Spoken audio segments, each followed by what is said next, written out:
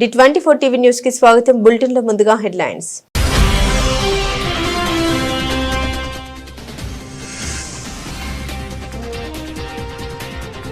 Bharat America బంధం చల్లబడింది. American Congress సభ్యుడు రాజా కృష్ణమూర్తి ఆందోళన.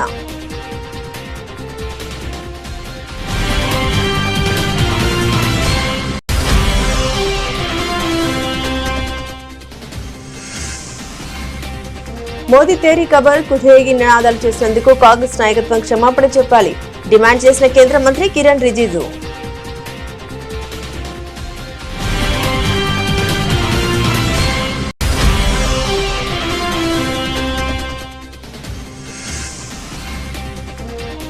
పెద్ద ఎత్తున విదేశీ మాదక ద్రవ్యం ఆదా అయింది స్పష్టం చేసిన కేంద్ర మంత్రి పీయూష్ గోయల్.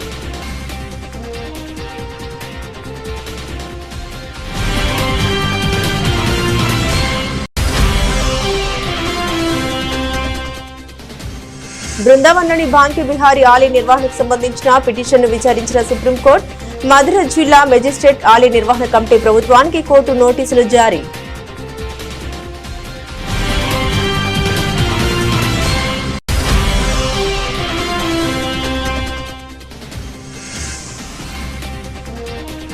మూడో దశ సర్పంచ్ ఎన్నికలు జరిగే గ్రామాల్లో కాంగ్రెస్ బలపరుస్తున్న అభ్యర్థుల్ని గెలిపించండి ప్రజలను కోరిన మంత్రి పొన్నం ప్రభాకర్.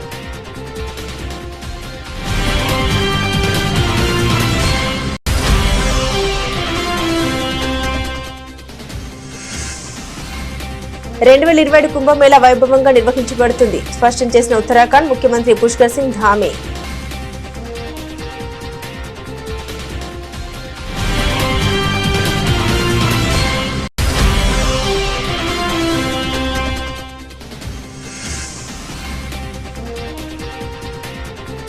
మీ ఇంటి పంచాయతీలో నన్నెందుకు లాగుతారు కవితపై జగ్గారెడ్డి ఆగ్రహం.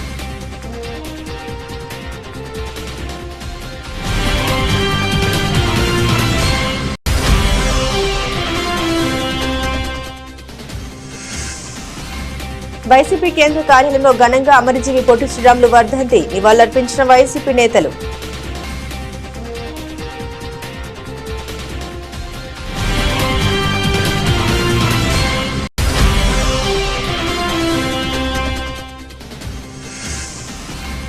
ప్రతి జిల్లాకు ఒక లీగల్ సెల్ ఏర్పాటు చేసి గెలిచిన సర్పంచ్లకు అండగా ఉంటాం భరోసానిచ్చిన మాజీ మంత్రి బీఆర్ఎస్ వర్కింగ్ ప్రెసిడెంట్ కేటీఆర్.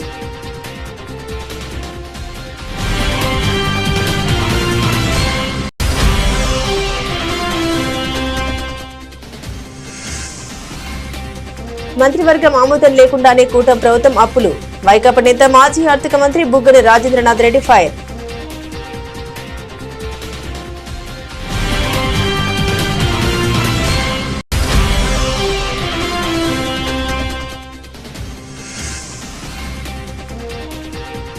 దేశంలో మరింతగా పెరిగిన బంగారం ధరలు 2 లక్షల మార్కు దాటిన వెండి.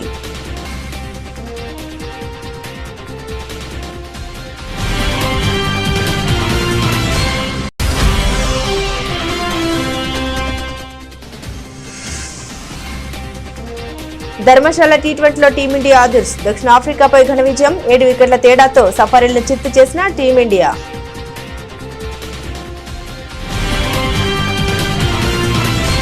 భారత్ అమెరికా మధ్య వ్యూహాత్మక సంబంధాలు ప్రస్తుతం చల్లగా గడ్డకట్టినట్లుగా మారాయని అమెరికాకు చెందిన ప్రముఖ భారత సంతతి కాంగ్రెస్ సభ్యుడు రాజా కృష్ణమూర్తి తీవ్ర ఆందోళన వ్యక్తం చేశారు. గత 3 దశాబ్దాలుగా ఎంతో శ్రమించి నిర్మించుకున్న ఈ భాగస్వామ్యాన్ని ఇటీవల కాలంలో అమెరికా తీసుకుంటున్న కొన్ని విధాన నిర్ణయాలు దెబ్బతీస్తున్నాయని హెచ్చరించారు. షికాగోలో జరిగిన ఇండియా అబ్రాడ్ డైలాగ్ కార్యక్రమంలో ఆయన కీలక ప్రసంగం చేశారు. ప్రస్తుతం బయట ఉన్న వాతావరణం ఇరు దేశాల మధ్య సంబంధాలకు సరిగ్గా సరిపోతుంది కాస్త చల్లగా గడ్డకట్టినట్లుగా ఉంది అని ఆయన వ్యాఖ్యానించారు. ప్రపంచంలోని అతిపెద్ద ప్రజాస్వామ్యం అతిపెద్ద ఆర్థిక వ్యవస్థలో ఒకటైన భారత్తో సంబంధాలు వాస్తవానికి మరింత వెచ్చగా బలంగా ఉండాలని కానీ అందుకు విరుద్ధంగా జరుగుతున్నాయని ఆయన విచారం వ్యక్తం చేశారు. కాంగ్రెస్ చేపట్టిన నిరసన కార్యక్రమంలో మోదీ తేరీ ఖబర్ కుదేగి నినాదాలు చేసినందుకు కాంగ్రెస్ నాయకత్వం క్షమాపణ చెప్పాలని లోక్సభలో ప్రభుత్వం తరపున పార్లమెంటరీ వ్యవహారాల మంత్రి కిరణ్ రిజిజు డిమాండ్ చేశారు. రాహుల్ గాంధీ మరియు మల్లికార్జున్ ఖార్గే నుండి జవాబుదారీతనం కోరుతూ బీజేపీ తీవ్ర గందరగోళం మధ్య ఉభయ సభల్లో కార్యకలాపాలు వాయిదా పడ్డాయి. రామ్లీలా మైదాన్ ర్యాలీలో ప్రధానమంత్రి మరణాన్ని కోరుతూ నినాదాలు చేసినట్లు ఆరోపణ రావడంతో వివాదం చెలరేగింది. बीजेपी की ओर से एनडीए की ओर से कभी भी किसी का नाम लेकर के किसी का माँ पिताजी को या किसी नेता को मौत से घाट उतरने के लिए कभी भी नहीं कहा। वैसे भी हम लोग जितना भी एक दूसरे के विरोधी हो, फिर भी हम विश करते हैं। बीमार होने पर, जन्मदिन या कोई ऐसा अवसर होता है तो हम लोग एक दूसरे के प्रति सम्मान से हम विश करते हैं, हम एक दूसरे को इज्जत देते हैं। राजनीतिक लड़ाई अलग है, लोकतंत्र में राजनीति करने का अधिकार है और एक दूसरे को हम अलग अलग तरीके से क्रिटिसाइज करते हैं, एक दूसरे के विरोध करते हैं, लेकिन कभी भी जान से मारने के लिए कोई ना सोचता है ना बोलता है। ये किस तरीके के मानसिकता है जो विरोधी को जान से मारने के लिए खुलेआम ऐलान करते हैं। देश के प्रधानमंत्री 140 करोड़ भारत के, विश्व के सबसे बड़ा लोकतंत्र भारत देश का प्रधानमंत्री आदरणीय नरेंद्र मोदी जी को दुनिया मानते हैं, देश के लोग मानते हैं, और उसमें कुछ विपक्ष के लोग प्रधानमंत्री को अगर जान से मारने के लिए कहता है तो ये बहुत ही दुखद और अफसोस की बात है। सिर्फ खंडन करने से नहीं होगा। पार्लियामेंट में कांग्रेस अध्यक्ष और कांग्रेस के नेता प्रतिपक्ष माफी मांगना चाहिए, देश से माफी मांगना चाहिए। पार्लियामेंट का फ्लो దేశ ఆర్థిక వ్యవస్థ అభివృద్ధి చెందుతున్న స్థితిని పరిశీలిస్తే పెద్ద ఎత్తున విదేశీ మాదక ద్రవ్యం ఆదా అయిందని కేంద్ర మంత్రి పీయూష్ గోయల్ అన్నారు. స్వతంత్రంగా చూస్తే దిగుమతులు 8% తగ్గాయని తెలిపారు. ఇంధన రంగాన్ని పరిశీలిస్తే గత 11 సంవత్సరాల్లో ప్రధానమంత్రి మోదీ పదవీ కాలంలో జరిగిన ప్రమాణం గణనీయమైన పరివర్తన ప్రతిబింబిస్తోందన్నారు. देश की बढ़ती हुई अर्थव्यवस्था के हिसाब से देखिए तो बहुत बड़े पैमाने पे फॉरेन एक्सचेंज सेविंग हुई है, पर स्टैंड अलोन फिगर भी देखें तो 8% इंपोर्ट घटा है। दो आपकी जानकारी के लिए, क्योंकि आप सब इकोनॉमिक जर्नलिस्ट भी हैं, हमने जो देखना चाहिए ऐसे कि कोल की रिक्वायरमेंट क्या ग्रो कर रही है। पहले कितना कोल इंपोर्ट होता था, आउट ऑफ हाउ मच, और अब जो ग्रोथ हो गई है उसके हिसाब से अगर सेम ट्रेंड लाइन रहती तो ग्रोथ आज लगभग 2 गुना होता, पर उसके सामने कोल की ग्रोथ बहुत ही साधारण रही है। वो जो कोस्टल प्लांट्स वगैरह हैं, आपको ध्यान होगा कोल लिंकेजेस कैसे होते थे, यानी एक प्लांट जो समुद्र के नजदीक है उसमें कोयला छत्तीसगढ़ से जाता था, और जो छत्तीसगढ़ कोयल माइन के नजदीक प्लांट है उसमें पोर्ट पे माल विदेश से इंपोर्ट होके ट्रेन से जाता था। एक ही समय पे ट्रेन दोनों तरफ, एक तरफ कोयला लेके जा रही है, दूसरी तरफ भी कोयला लेके जा रही है। हमने रैशनलाइज किए कोल लिंकेजेस, और उस समय 2014-15 में 5,000 करोड़ से अधिक बचा था देश का। और ये सब जो मैं बचत बता रहा हूं, ये सब पारदर्शिता, ये अल्टीमेटली कंज्यूमर को लाभ दिए। बिजली के दाम ज्यादा ना बढ़े, बिजली के दाम नियंत्रण में रहे, संतुलन में रहे, इसकी भी चिंता की गई। सोलर पावर, जैसे मैंने बताया, पिछले 11 वर्षों में 46 गुना बढ़ा है, 46 टाइम्स। आज 100 गीगावाट से ज्यादा हो गया है ना, 127 गीगावाट, तो 46 गुना, जो 1.5 गीगावाट जो था, 1.5 गीगावाट 46 टाइम्स बढ़ा है। బృందావన్లోని బాంకి బిహారీ ఆలయ నిర్వహణకు సంబంధించిన పిటిషన్ను సుప్రీంకోర్టు విచారించింది. మధ్య జిల్లా మెజిస్ట్రేట్ ఆలయ నిర్వహణ కమిటీ మరియు ఉత్తరప్రదేశ్ ప్రభుత్వానికి కోర్టు నోటీసులు జారీ చేసింది. ఈ విషయమై ఆలయ పూజారుల తరపు న్యాయవాది తన్వి దూబే మాట్లాడారు. బాంకే బిహారీ ఆలయంలో పనిచేసే గోస్వాములు మరియు సేవాతుల తరపున ఈ పిటిషన్ దాఖలు చేయబడిందన్నారు. సుప్రీంకోర్టు ఆదేశం తర్వాత ఏర్పాటు చేసిన హైపవర్ కమిటీ కొన్ని చర్యలు తీసుకున్నందున ఇది దాఖలు చేయబడిందని పేర్కొన్నారు. जो आज पिटिशन लगी थी सुप्रीम कोर्ट में, उसमें जो पिटिशनर हैं वो गोस्वामी जो सेवायत हैं, जो मंदिर में सेवा करते हैं बांके बिहारी की, उनकी तरफ से लगाई गई थी। और इसीलिए लगाई गई थी बिकॉज कुछ एक्शंस हैं हाई पावर कमेटी के जो सुप्रीम कोर्ट के ऑर्डर के बाद कॉन्स्टिट्यूट हुई थी, जिसमें कि दर्शन टाइम जो है मंदिर का वो चेंज कर दिया गया। एक देहरी पूजा होती है मंदिर की, उसको बंद कर दी गई, तो उसको चैलेंज करने के लिए ये पिटिशन लगाई गई थी। मंदिर का आज हमने वही सबमिशन दिया कि मंदिर का टाइमिंग, बांके बिहारी ऐसा मंदिर है जहाँ पे मंगला आरती नहीं होती, बिकॉज भगवान को वहाँ पे एक चाइल्ड के रूप में वहाँ पे पूजा होती है। तो और समर टाइमिंग वहाँ अलग रहता है, विंटर टाइमिंग वहाँ पे अलग रहता है। और ये सारे टाइमिंग्स में कुछ 1 घंटे से 1.5 घंटे का डिफरेंस अब जो नए टाइमिंग के हिसाब से आ गया है। जैसे पहले 7:45 खुलता था, अब वो 7 बजे खुलने लग गया है। तो उससे हमने कोर्ट को एक्सप्लेन करा कि जो इंटरनल रिचुअल्स मंदिर के अंदर होते हैं टेम्पल खुलने से पहले, वो सारे रिचुअल का टाइमिंग भी बदल गया है। जब डीटी की सुबह उठ के जो पूजा होती है या रात में सोने से पहले पूजा होती है, उसका टाइम भी बदल गया, अब ऑर्डर्स के बाद बदल गया है। तो ये सारी चीज़ों पे हमारा मुख्य चैलेंज था। और देहरी पूजा एक ऐसा रिचुअल है जो कि सिर्फ बांके बिहारी मंदिर में एक बहुत ही पेक्यूलियर रिचुअल है। एंड इस रिचुअल में देहरी जो एंट्रेंस ऑफ द डोर होता है उसको चरण माना जाता है भगवान का, जहाँ पे पूजा होती है। बट जब ये पूजा होती है, जब एंटायर क्राउड को एंट्री उस जगह पे नहीं होती, वो पूजा तभी होती है जब मंदिर बंद कर दिया जाता है। तो उस पे भी हमारा एक बहुत बड़ा चैलेंज था कि इस पूजा को अब रोक दिया गया है, पर ये एक बहुत बड़ा रिचुअल है जो सालों से चला आ रहा है। और ऐसे रिचुअल को अगर रोक दिया तो वो डायरेक्टली एक कॉन्ट्रोवेंशन है एसेंशियल रिलीजियस प्रैक्टिसेस पे। तो आज सुप्रीम कोर्ट ने इस पिटिशन में नोटिस इशू करा है एंड अभी ये जनवरी में लगाया है। तो लेट्स सी व्हाट। మూడో దశ సర్పంచ్ ఎన్నికలు జరిగే గ్రామంలో కాంగ్రెస్ పార్టీ బలపరుస్తున్న అభ్యర్థుల్ని గెలిపించాలని మంత్రి పొన్నం ప్రభాకర్ ప్రజల్ని కోరారు. తెలంగాణ ప్రజాపాలన ప్రభుత్వంలో ముఖ్యమంత్రి రేవంత్ రెడ్డి నాయకత్వంలో ప్రతి గ్రామంలో అభివృద్ధి కార్యక్రమాలు చేస్తుందని తెలిపారు. ఈ రోజు అమలవుతున్న సంక్షేమ పథకాలు, అభివృద్ధి కార్యక్రమాలు గ్రామ స్థాయి వరకు వస్తున్నాయని తెలిపారు. సన్నబియ్యం, రేషన్ కార్డులు, ఇందిరమ్మ ఇళ్లు, 200 యూనిట్ల ఉచిత విద్యుత్, మహిళా సంఘాలకు వడ్డీ లేని రుణాలు, ఆర్టీసీలో ఉచిత ప్రయాణం, ఇలా ఎన్నో పథకాలు అమలవుతున్నాయన్నారు. ఇంకా భవిష్యత్తులో అనేక కార్యక్రమాలు కొనసాగిస్తుందన్నారు. మూడో దశ గ్రామ పంచాయతీ ఎన్నికల్లో కాంగ్రెస్ పార్టీ బలపరుస్తున్న అభ్యర్థుల్ని గెలిపించాలని విజ్ఞప్తి చేశారు. మూడో దశ సర్పంచ్ ఎన్నికలు జరిగేటువంటి గ్రామాల్లో కాంగ్రెస్ పార్టీ సానుభూతి పరులను గెలిపించండి. తప్పకుండా తెలంగాణ ప్రజాపాలన ప్రభుత్వం రేవంత్ రెడ్డి గారి నాయకత్వంలో ప్రతి గ్రామంలో అభివృద్ధి కార్యక్రమాలను చేస్తుంది. కాంగ్రెస్ పార్టీకి సంబంధించి ఈరోజు జరుగుతున్న కార్యక్రమాలు అనేకంగా గ్రామ స్థాయి దాకా వస్తున్నటువంటి అంశం మీరు చూస్తూ ఉన్నారు. సన్న బియ్యం కావచ్చు, రేషన్ కార్డు కావచ్చు, ఇందిరమ్మ కావచ్చు, 200 యూనిట్ల కరెంటు ఫ్రీ కావచ్చు, ఉచిత బస్సు కావచ్చు, వడ్డీ లేని రుణాలు కావచ్చు, ఇంకా భవిష్యత్తులో చేపట్టే కార్యక్రమాలకు స్థానిక గ్రామ పంచాయతీ సర్పంచులు కాంగ్రెస్ వాళ్ళైతే ఇంకా అభివృద్ధి చేసే అవకాశం ఉంటుందనేటువంటి మాట మనవి చేస్తూ తప్పకుండా తెలంగాణ వ్యాప్తంగా మూడో దశ గ్రామ సర్పంచ్ ఎన్నికల్లో కాంగ్రెస్ పార్టీ అభ్యర్థులను గెలిపేమని కోరుతా ఉన్నారు. 2027 కుంభమేళాకు అన్ని ఏర్పాట్లు చేస్తున్నట్టు ఉత్తరాఖండ్ ముఖ్యమంత్రి పుష్కర్ సింగ్ ధామి తెలిపారు.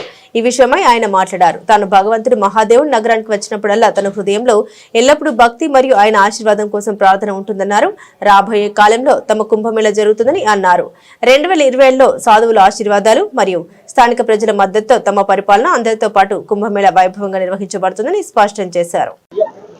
महादेव की नगरी में जब भी आना होता है तो ऐसी मन में अभिलाषा रहती है, प्रार्थना रहती है कि महादेव का आशीर्वाद मिलेगा। महादेव का आशीर्वाद भी लिया है कि सारे काम सारे प्रदेश के अंदर बिना विघ्न बाधा के संपन्न हो। आने वाले समय में हमारा कुंभ मेला हो रहा है। कुंभ मेला की भी सारी तैयारियां निर्विघ्न रूप से पूरी हों। सभी पूज्य साधु संतों का भी, पूज्य महात्माओं का भी आशीर्वाद लिया है हम सब मिलकर 2027 में। सभी पूज्य संतों के आशीर्वाद से, यहाँ के जनता के समर्थन से हमारा शासन प्रशासन सभी लोग मिलकर कुंभ मेले का आयोजन बहुत अच्छा करेंगे, दिव्य रूप से करेंगे, भव्य रूप से करेंगे। और ये हमारे लिए एक बड़ा अवसर है जब पूरे देश और दुनिया के अंदर हमारे राज्य का, हरिद्वार का, कुंभ नगरी का पहले से ही बहुत बड़ा स्थान है। उस स्थान को और विस्तार देने का और लोगों को अच्छे तरीके से यहाँ पर एक आने पर अच्छा महसूस हो, सबकी यात्रा अच्छी हो, सुरक्षित हो, उसके लिए हम लोग काम कर रहे हैं। టీపీసీసీ కార్యనిర్వాహక అధ్యక్షుడు తూర్పు జగ్గారెడ్డి బీఆర్ఎస్ ఎమ్మెల్సీ కవితపై తీవ్ర స్థాయిలో స్పందించారు. మంత్రి హరీష్ రావు మీద కోపంతోనే తాను కాంగ్రెస్ లో చేరానంటూ కవిత సోషల్ మీడియాలో తప్పుడు ప్రచారం చేస్తున్నారని, దీన్ని పూర్తిగా ఖండిస్తున్నామని స్పష్టం చేశారు. దివంగత ముఖ్యమంత్రి వైఎస్ రాజశేఖర రెడ్డి ఆహ్వానం మేరకే తాను తన భార్య నిర్మల కాంగ్రెస్ పార్టీలో చేరామని జగ్గారెడ్డి తెలిపారు. అంతేకాదు తప్ప హరీష్ రావుపై కోపంతో కాదు అని ఆయన వివరించారు. ఆ సమయంలో కవితకు రాజకీయాల్లో ఓడమాలు కూడా తెలియవని జగ్గారెడ్డి ఎద్దేవా చేశారు. కేసీఆర్ కూతురు కాబట్టి ఆమె లీడర్ అయ్యారని, తాను మాత్రం స్వయంగా ఎదిగారని అన్నారు.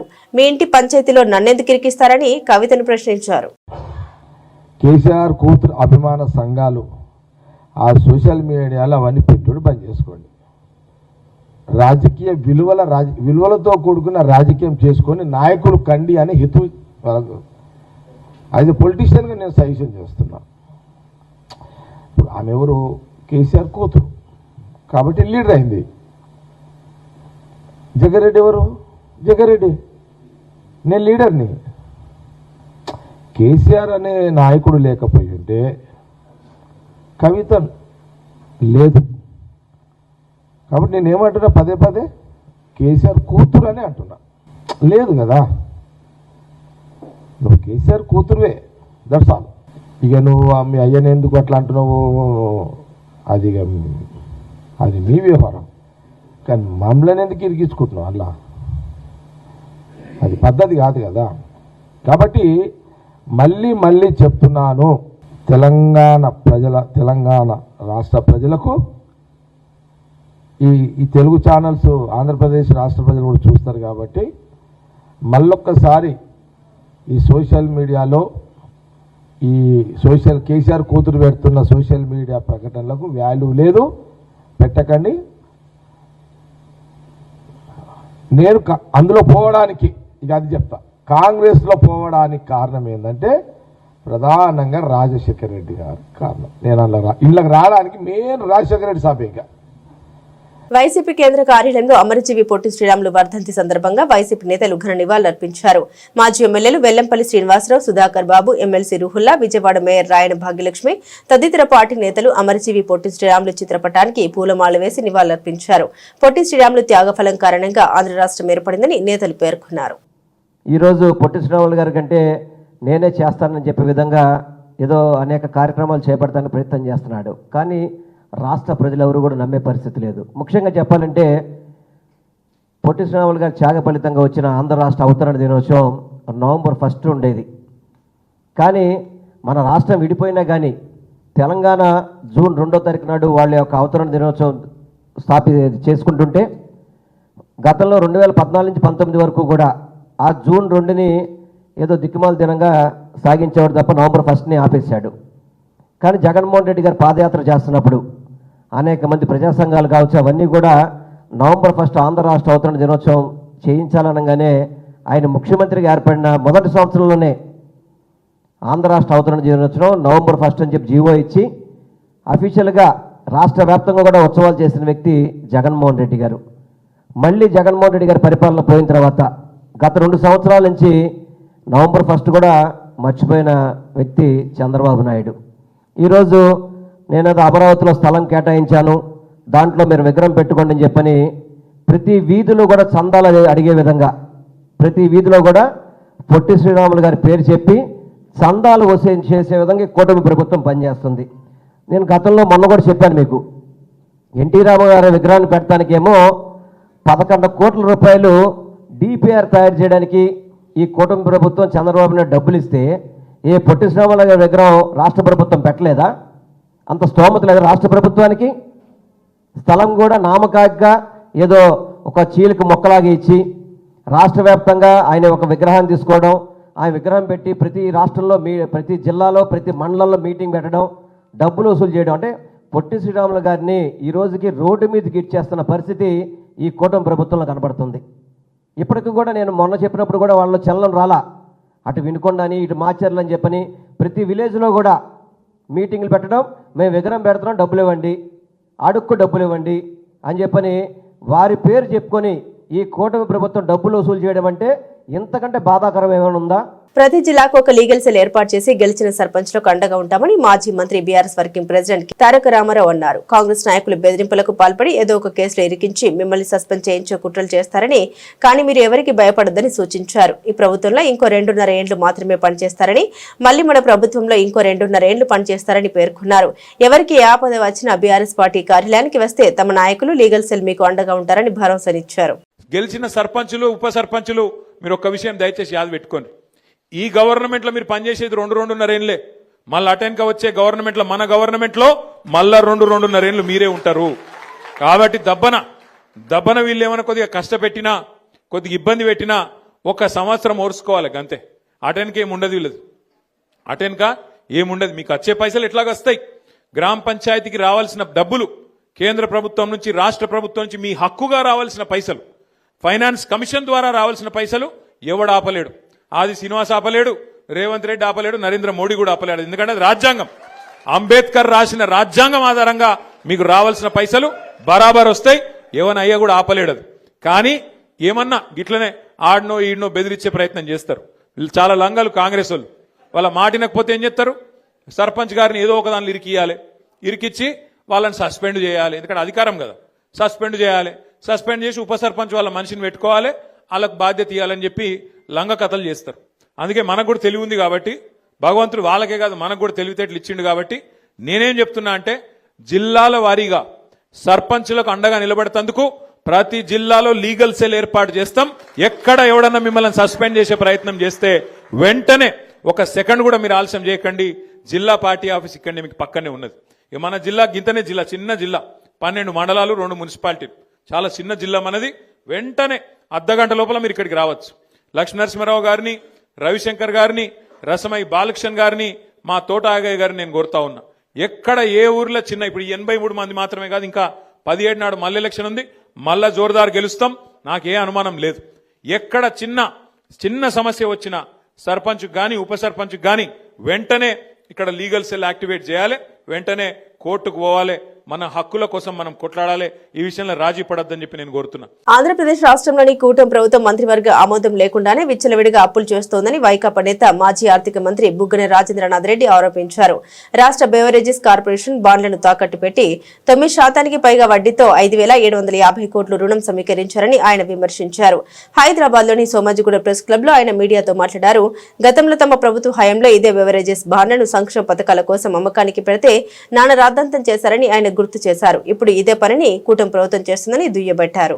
అంటే ఫ్రంట్ పేజీలో హెడ్ లైన్స్ లో ఈ విధంగా వస్తుంది, మళ్ళీ లోపల పేజీలో తగ్గకుండా మళ్ళా ఈ విధంగా వస్తుంది అన్నమాట. దాంట్లో మళ్ళా ఏమని, ప్రభుత్వ ఆదాయాన్ని మళ్లించి ఇలా కార్పొరేషన్ల నుంచి రుణాలు సమీకరించడం రాజ్యాంగ విరుద్ధమని సాక్షాత్తు కేంద్రం పేర్కొంది. కేంద్రం ఆర్థిక శాఖ కార్యదర్శి సోమనాథన్ రాష్ట్ర ప్రభుత్వానికి లేఖ కూడా రాశారు. అంతేకాదు ఏపీ కార్పొరేషన్లు రుణాలు ఇచ్చే క్రమంలో జాగ్రత్తగా వ్యవహరించాలని కేంద్ర ఆర్థిక శాఖ వివిధ బ్యాంకులకు హెచ్చరించింది. ఇదేమండి ఇప్పుడు మీరు చేసిండేది? అంటే మీదేమైనా కొత్త పద్ధతే? అసలు నిజం చెప్పాలంటే ఇంతవరకు ఆశ్చర్యకరమైన విషయం ఏమంటే, అసలు ఇంతవరకు కూడా మీరు అసలు జీవో కూడా బయట కనపడడం లేదు. దీనికి జీవో కనపడడం లేదు, గ్యారంటీ కనపడడం లేదు. మామూలుగా అయితే ఒక జీవో ఇవ్వాలి ఎక్సైజ్ డిపార్ట్మెంట్, మాకైతే కనపడలే. బయట ఉంటే మీరు రిలీజ్ చేయండి. లేదు గ్యారంటీ ఎవరు ఇవ్వాలి? క్యాబినెట్ ఇవ్వాలి. ఈ మధ్య జరిగిన క్యాబినెట్ ఆమోదంలో, మామూలుగా క్యాబినెట్ జరిగిన తర్వాత ఐఎన్పిఆర్ మంత్రి బయట బ్రీఫింగ్ ఇస్తారు మీడియాకు. ఆ బ్రీఫింగ్లో మాకైతే విన్నట్లు మరి మాకు తెలీదు మీరు గ్యారంటీ ఇచ్చినారని చెప్పేసి. అదేవిధంగా ఇది ఎవరండి, ఆంధ్రజ్యోతి, అప్పుల కోసం కొత్త కిక్కు. దీన్ని ఏమంటారండి? కిక్కు కాక ఏమంటారు దీనికి ఏమన్నా వేరే పదం పెట్టాలనా? దీంట్లో ఏమి, కాసుల కోసం మరో రాజ్యాంగ విరుద్ధ నిర్ణయం, స్పెషల్ మార్జిన్ భారీగా పెంపు, స్పెషల్ మార్జిన్. ఓహో, అంటే ఇప్పుడు మీరు స్పెషల్ మార్జిన్ కాదా మీరు పెట్టిండేది? మీరు ఏం మార్జిన్ పెట్టినారు?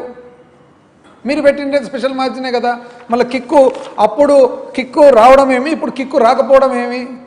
మళ్ళా లోపల అంటే బయట పెద్ద పేజ్ ఇట్లా ఉంటుంది, లోపల మళ్ళా ఫుల్ పేజ్ మళ్ళా ఏమని, అప్పుల కోసం కొత్త కిక్కు. మళ్ళీ మొత్తం చాట్లు గీట్లు అన్ని రకరకాలు అప్పుల కోసం కిక్కు. మళ్ళీ ఈనాడు, అప్పు మీద ఖర్చు మాది, అప్పు మీది ఖర్చు మాది. అబ్బా, కార్పొరేషన్ల పేరిట రుణాలు, దీన్ని ఏమంటారు? ఏపీబీసీలు ఏమండి? ఇది ప్రైవేట్ కంపెనీనా? వాటిని వాడుకునేదే ప్రభుత్వమే, ఇప్పుడు ఎవరు వాడుకుంటున్నారు? మేము వాడుకుంటున్నామా? దీనిలో తిరిగి గత వారం కాస్త శాంతించినట్లు కనిపించిన పసిడి ధరలు మళ్లీ భగ్గుమన్నాయి. ట్రేడింగ్ ప్రారంభమైన కాసేపటికే పైకి ఎగబాకాయి.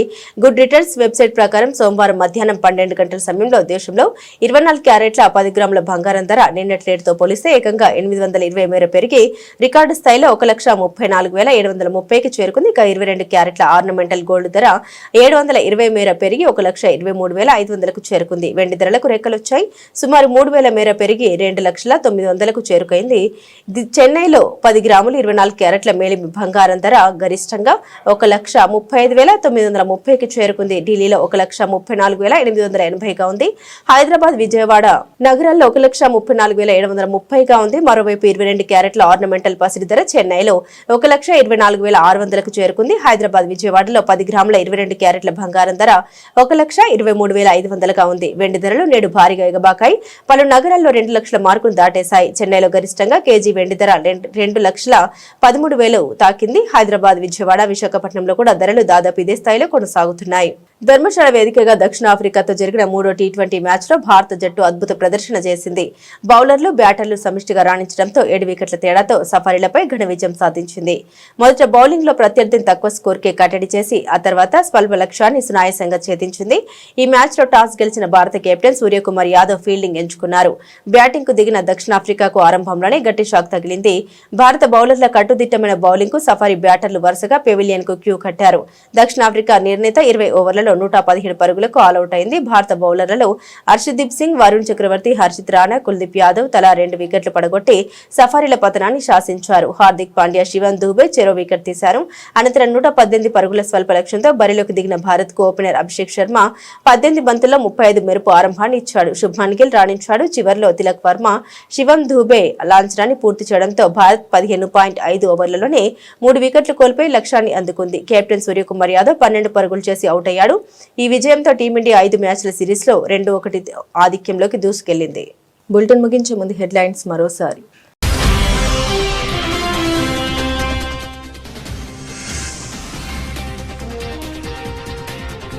భారత్ అమెరికా బంధం చల్లబడింది. అమెరికన్ కాంగ్రెస్ సభ్యుడు రాజా కృష్ణమూర్తి ఆందోళన.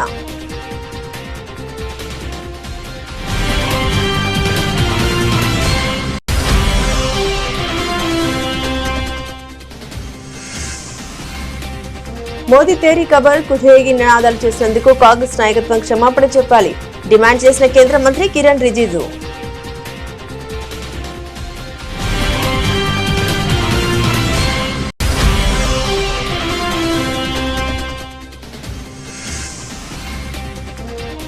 పెద్ద ఎత్తున విదేశీ మాదక ద్రవ్యం ఆదా అయింది స్పష్టం చేసిన కేంద్ర మంత్రి పీయూష్ గోయల్.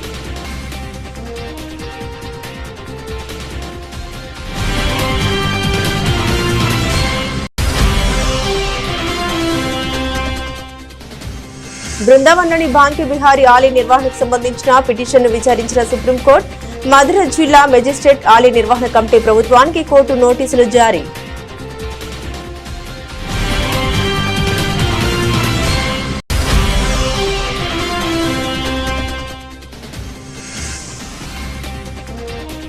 మూడో దశ సర్పంచ్ ఎన్నికలు జరిగే గ్రామాల్లో కాంగ్రెస్ బలపరుస్తున్న అభ్యర్థుల్ని గెలిపించండి ప్రజలను కోరిన మంత్రి పొన్నం ప్రభాకర్.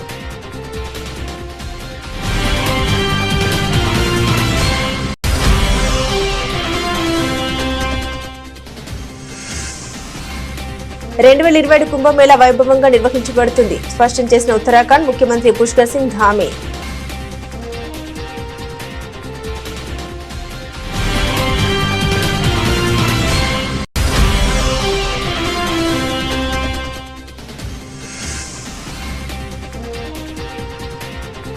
మీ ఇంటి పంచాయతీలో నన్నెందుకు లాగుతారు కవితపై జగ్గారెడ్డి ఆగ్రహం.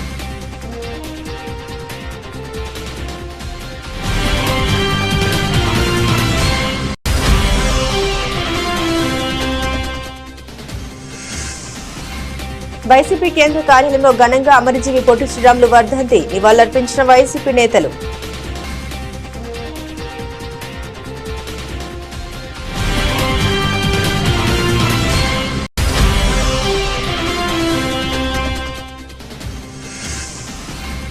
ప్రతి జిల్లాకు ఒక లీగల్ సెల్ ఏర్పాటు చేసి గెలిచిన సర్పంచులకు అండగా ఉంటాం. భరోసానిచ్చిన మాజీ మంత్రి బీఆర్ఎస్ వర్కింగ్ ప్రెసిడెంట్ కేటీఆర్.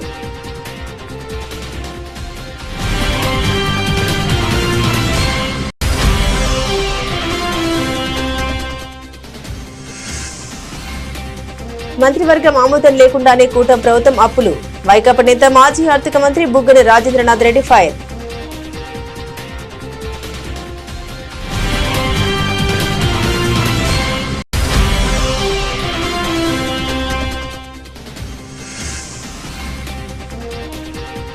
దేశంలో మరింతగా పెరిగిన బంగారం ధరలు. 2 లక్షల మార్కు దాటిన వెండి.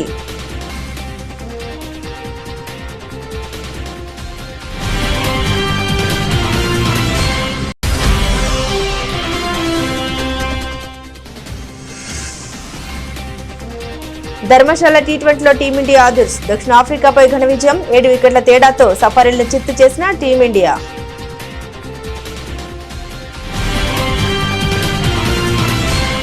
ఇవి బులెటిన్ అప్డేట్స్. మరిన్ని అప్డేట్స్ కోసం చూస్తూనే ఉండండి